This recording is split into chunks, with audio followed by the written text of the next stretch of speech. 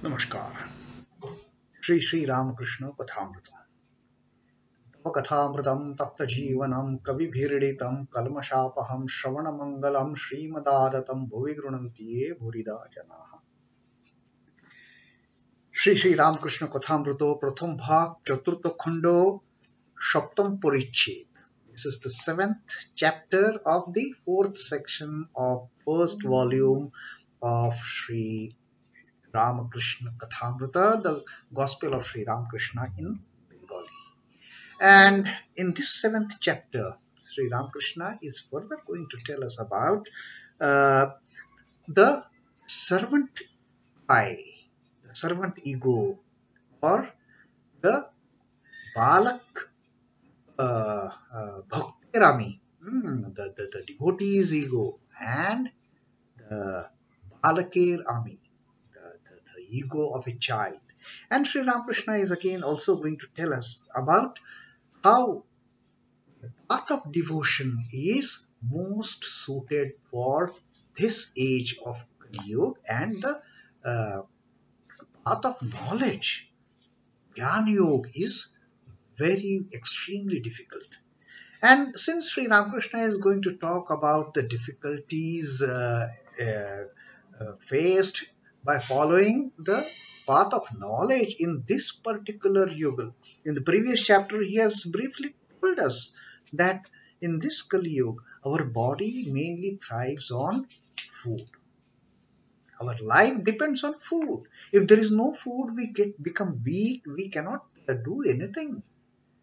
So, the body we should maintain.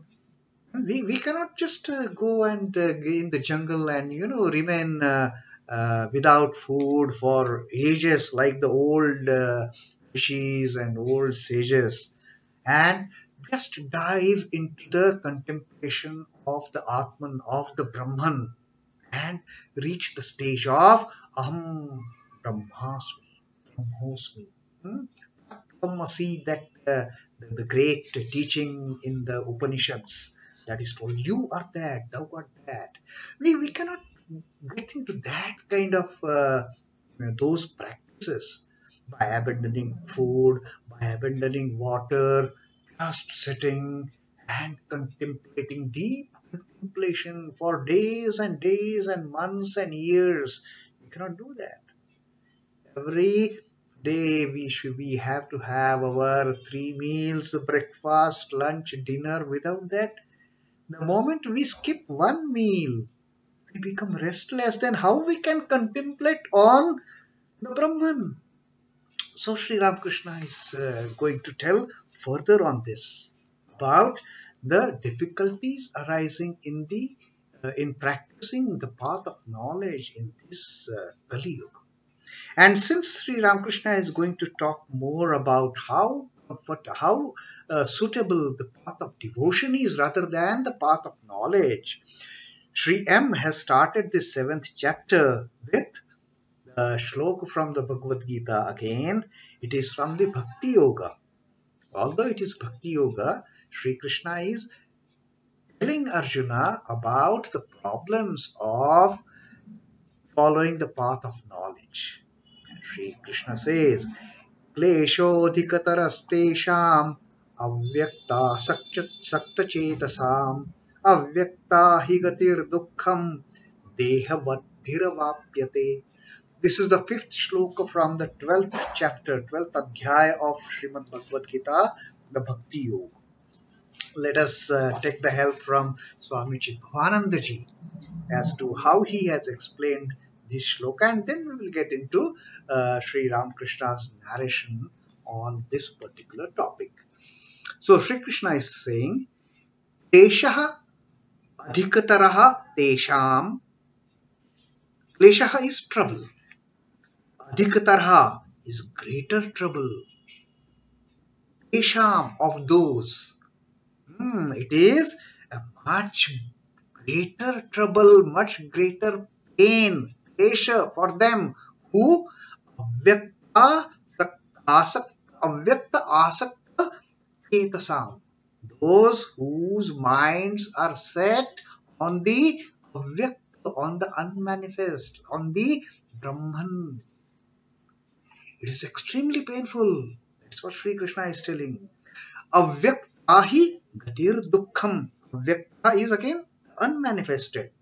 He, for gatihi dukkham, it ends up in pain. Dehavat bhihi, for the embodied, with the deha, avakate is reached. So the greater is the difficulty whose minds are set on the unmanifested.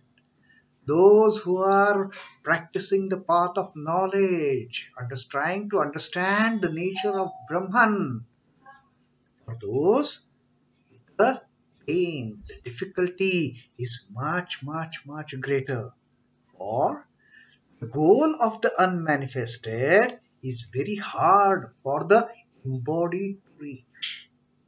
The ultimate realization of Brahman, ultimate God realization through the path of knowledge is extremely difficult for the ordinary persons who are embodied, yeah, who are with the have the limitations of being in this body. For them, it is extremely difficult to set onto the path of jnana, the path of knowledge, and think about, contemplate upon, meditate upon the Avyakta. Because Avyakta cannot be, you cannot comprehend Avyakta. For that, you need lots and lots of, you know, efforts. And in this Kali Yuga, it is extremely difficult. Now, on this particular shloka, Swami Chidanandaji says, though the goal is the same, goal of both, of the one following the path of devotion and the one following the path of knowledge, goal is the same. They want ultimately to have the self-realization, God realization. The worship of God without form is extremely difficult for sadhaka soaked in body consciousness. As he thinks of himself with form, he cannot help thinking of his God also with form. He has to think about God with form, and then we give a form to the formless entity. We pray to Lord Rama, we pray to Lord Krishna, we pray to Jesus, we pray to Buddha, we pray to Kali, we pray to Shama, we pray to Ramakrishna, we pray to Ma. So we give a form to the formless entity. The worship of Saguna Brahma is easy. Yes, I can, the moment I have got some form, my beloved mother in front of me, I can worship that motherly form very easily. He who adores Nirguna Brahma has to be free from body feeling right from the beginning. But attainment of that state is not possible for all. The spiritually advanced soul alone rises to that level. You have to first of all tread such a long path to attain to that stage of realizing the Nirguna Brahman. It is like try to comprehend Akash. We cannot. We can comprehend other four natural elements. The air, the water, the earth. This we can. Because we perceive them with our senses. And if there is anything that we can perceive with our senses, we can understand it much better. The spiritually advanced soul alone rises to that level. The easy and natural course for the ordinary sadhaka is to proceed with the worship of God with form. And on this particular shlok, what Sri Ramakrishna has to say, that Swami Chidanandaji has quoted Sri Ramakrishna's quotation at the end of the shlok. The jnani or the realized soul says, Aham Brahmasmi. I am Brahman. The Jnani can say. But the body bound man should not say so. It is harmful to him to say, I am Brahman, which when actually he is the body. Yeah, because we cannot realize, we cannot have that realization. We are not for that kind of path. In the ordinary beings, we are all very much, we are cut for the path of devotion, calling ourselves Aham Brahmosmi without realization. It is not right. That's what Sri Ramakrishna says. He deceives himself and the world by such a statement. First of all, he has not understood what is Brahman. He can't comprehend with limited senses that a person has. And therefore, for an ordinary soul to say, I am Brahman, is deceiving. That's what Sri Ramakrishna says. Therefore, tread the path of devotion. Be a bhakta than trying to become a jnani. That's what Sri Ramakrishna says. Bhakti yojog jugodhurmo. The way of this age is the path of devotion. Bhakti dharma. Gan jog buro kuchi. The path of knowledge is extremely difficult. That is what Sri Ramakrishna is going to explain. And then again he is going to further talk about the Dasami, Bhakterami, Balokerami. The serpent ego, the ego of a devotee, and the ego of a child. Now, having heard in the previous chapter about this particular topic, Sri Ramakrishna emphasizing this thing, uh, Vijay Krishna Goswami says, Mohashay, আপনি বোধগম্য আমি ত্যাগ করতে বলেছেন দাস-আমিতে দোষ নয়. Sri Vijay Krishna Goswami now asks him a question. Sri Ramakrishna had told, give up the unripe ego. Give up that wretched ego, that rascal ego who is going to always, who is putting you in trouble, who is bringing out all these, emotional elements and taking you away from the path of self-realization. That wretched ego is again and again putting you in the circle of lust and greed. Again and again, it is tempting you. You are not able to come out of that cycle because of that wretched ego. Now, Sri Vijay Krishna Goswami says, revered sir, you have asked us to give up this Jat Ami, the wretched ego. Ashamite dosh no is there is no harm. Is there in maintaining this servant ego? After all, that is also an ego. So that is the doubt J. Krishna Goswami has. Now, Sri Ramakrishna answers that question. He says, Das আমি অর্থাৎ আমি ঈশ্বরের দাস আমি কার ভক্ত এই অভিমান এতে দোষ নয় বরং এতে ঈশ্বর লাভ হয়ে. What a beautiful teaching Sri Ramakrishna is giving us. Sri Ramakrishna says, no, dasami, servant I, of course. What does it mean? I am the servant of the Lord. I am not servant of any big man as such. No, that is not the ego, the servant ego that Sri Ramakrishna is telling us to retain. I am serving a big landlord. No, not that ego. But servant of the Lord. Servant, be a servant of Rama like Hanuman was servant of Sri Ram. Be the servant of Krishna like Arjuna was the servant of Krishna. When Arjuna on the Kurukshetra, when he had gone totally despondent, he had surrendered to Krishna, telling, I'm not able to understand anything, please.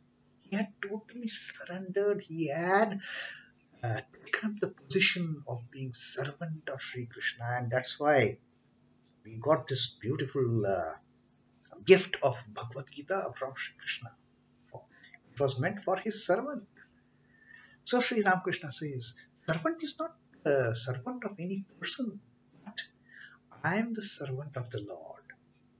Amitar Bhakto, E Obhiman. Hmm? Have that pride. Have that pride. Yes, pride is otherwise very bad. But have the pride of I am his devotee. Yes, be proud of being a devotee of the Lord. There's nothing wrong in that. Ete dushnoi, rom, e ishpur labhoi. Sri Ramakrishna says there is nothing there is nothing wrong, there is no harm in having this ego, having this pride of being a servant of the Lord. Yes, there's nothing wrong. In fact, this kind of attitude of having a pride of being a servant of the Lord will take you to the Lord, will give you God realization, will give you Ishwar Labh. That's what Sri Ramakrishna says.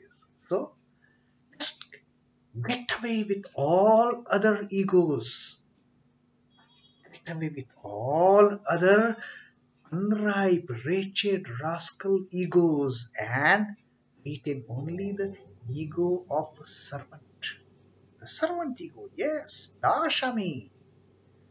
It is such a great pride to consider oneself as the servant of the Lord.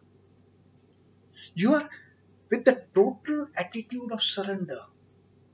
Just take shelter at his feet. Take shelter at the feet of the Divine Mother. And that itself will lead you to the God realization. It will bring you face to face with your mother. You will see the mother right in front of you, like Sri Ramakrishna when he had spoken what happens when the mind comes here. You can see mother, but you are not able to touch it because you are still keeping that ego of the child, of the servant. You are still a bit away from it, but you are verily on the path of self-realization. Then you are just one step away. You are just one step away. So maintain this ego of servant. That is the teaching of Sri Ramakrishna in the starting of this Shoktam Purichet, the 7th chapter. So let us contemplate on that teaching. Let us make an effort of retaining that Abdashami rather than the Bajjatami. Incidentally, I was just wondering about this word Bajjat that Sri Ramakrishna has used. And in Marathi, we have got a very similar sounding word, Vayat. We call it Vayat. Sri Ramakrishna calls it Bajjat. So that one similarity between another word between in Marathi and Bengali that I have realized just while reading this particular line today. Earlier also we have read about this Bajjat Ami, but today it struck me that yes, I mean this Bajjat word that Sri Ramakrishna has used is very much similar to the word we use in our in my mother tongue Marathi language of Vayat. It means it has the same meaning, the wretched. So let us get rid of this wretched ego, the Vayat ego, the Bajjat Ami, and focus only on retaining the Das Ami, the Balok Ami, the Bhakti Ami. Let us make all the efforts in retaining that ego and following the path of devotion. Om Namah Shri Bhagavate Ramakrishna. Sri Ramakrishna Arpanamastu. Jai Thakur, Jai Guru, Jai Sri